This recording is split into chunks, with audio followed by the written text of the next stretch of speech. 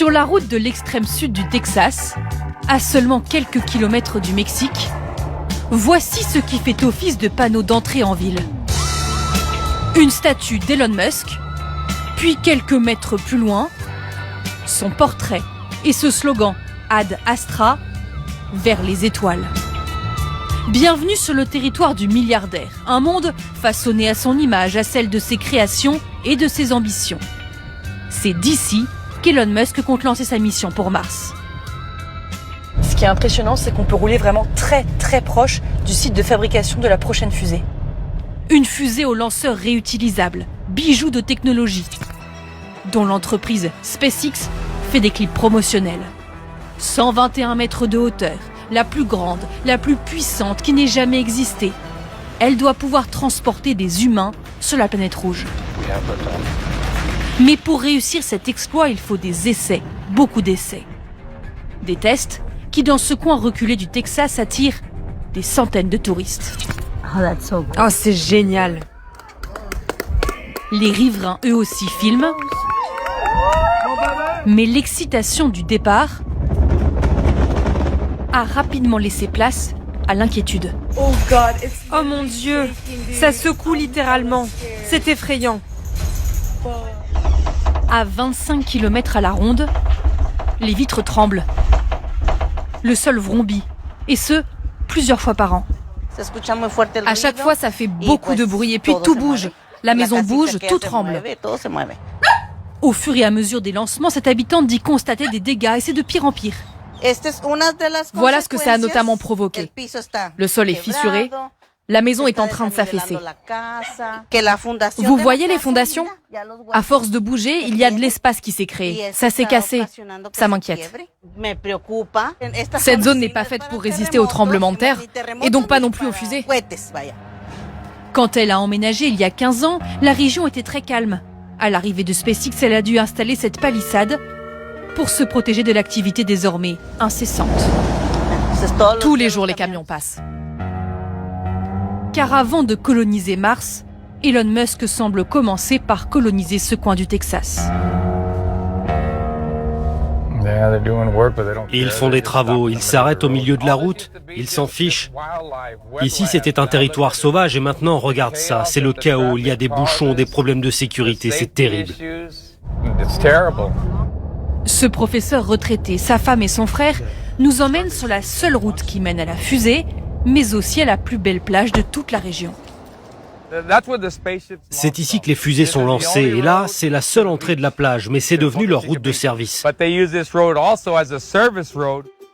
Cette plage, de 8 km de long, est surnommée la plage des pauvres, car c'est l'un des seuls loisirs d'une population texane assez défavorisée. L'accès est désormais fermé par SpaceX plusieurs fois par mois. Tu te souviens, quand on était petit, on venait tout le temps, il y avait des centaines, des milliers de familles qui venaient ici pour faire un barbecue. Petit à petit, ils veulent même racheter des parties de la plage. Plus les années passent, plus c'est tout pour eux et moins pour nous. C'est ça notre problème. L'impression d'être laissé pour compte est parfois même en danger, car certains tests échouent. Janvier 2025, un étage de la fusée explose dans le ciel. Un passager d'un vol commercial filme depuis son hublot. 3 avions échappent de peu à la catastrophe. Juin dernier, c'est au sol, lors d'un test statique, que l'accident se produit. Une énorme déflagration, les débris volent. On était à des kilomètres, mais c'est comme si un énorme camion était tombé juste à côté de notre véhicule.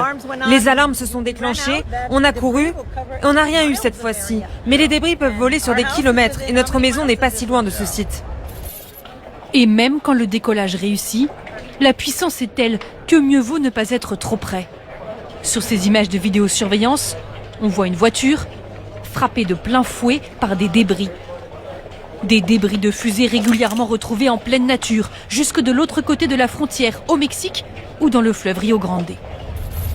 Mais difficile de se plaindre auprès des autorités locales, car le maire est tout simplement le vice-président de ce centre SpaceX. En mai, suite à un vote des habitants, en majorité des employés de l'entreprise, une nouvelle petite ville est née. Son nom, Starbase. Starbase ne ressemble absolument pas à une commune classique. D'abord, il n'y a pas de mairie, à la place, il y a le siège social de SpaceX. Et puis, quand on veut aller en centre-ville, eh bien, on est bloqué par ses portes. En fait, c'est un quartier totalement privatisé. Seuls des Cybertrucks, voitures conçues par Musk, ont le droit de se garer sur les parkings. Seuls les employés de SpaceX et leurs familles sont autorisés à vivre dans ce quartier fermé. Nous avons voulu visiter, en vain, la sécurité privée qui fait office de police municipale nous a interdit l'accès. C'est une ville publique officiellement, non? C'est une ville, on ne peut pas y entrer? Non, vous ne pouvez pas. Pourquoi? Ce sont les règles de Starbase et d'Elon Musk. Nous avons tenté de discuter avec des habitants. Bonjour, je suis journaliste pour la télé française.